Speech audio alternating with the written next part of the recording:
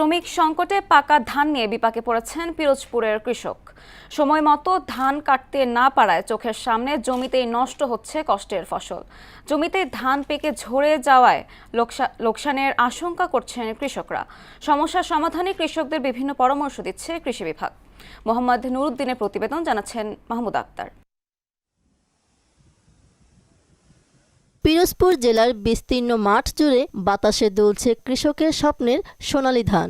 ইতোমধ্যে মাঠের অধিকাংশ ধান পাকলেও শ্রমিকের অভাবে ধান ঘরে তুলতে পারছেন না তারা। এবছর জেলায় আবাদ হয়েছে 34,005 হেক্টর জমি।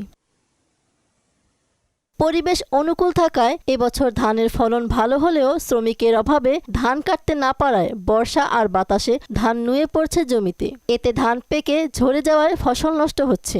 3 জাতের ধান চাষ করছি আমরা। এখন ওই শ্রমিকের কারণে ধান নষ্ট হয়ে যেতেছে, ধান শ্রমিক পাইতেছি না, ধান কাটতে পারতেছি না। আমি লেবার বাগর কাটতে পারতেছি না, তাই আজকে নিজে একাই আমার ভাইপো নিয়ে কাটতে শুরু করছি। ধান ভালো হয় নাই, এবার সব সিডি হয়ে গেছে, পোকে মাখাই দিয়েছে।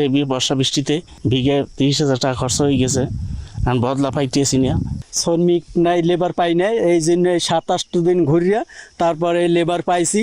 সমস্যা সমাধানে যান্ত্রিক পদ্ধতিতে ধান কাটতে কৃষকদের উৎসাহ দিচ্ছে কৃষি বিভাগ।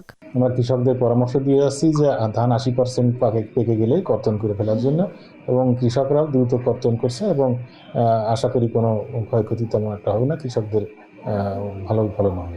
এবছর জেলায় 2,50,030 মেট্রিক টন বোরো ধান উৎপাদনের লক্ষ্যমাত্রা নির্ধারণ করা হয়েছে।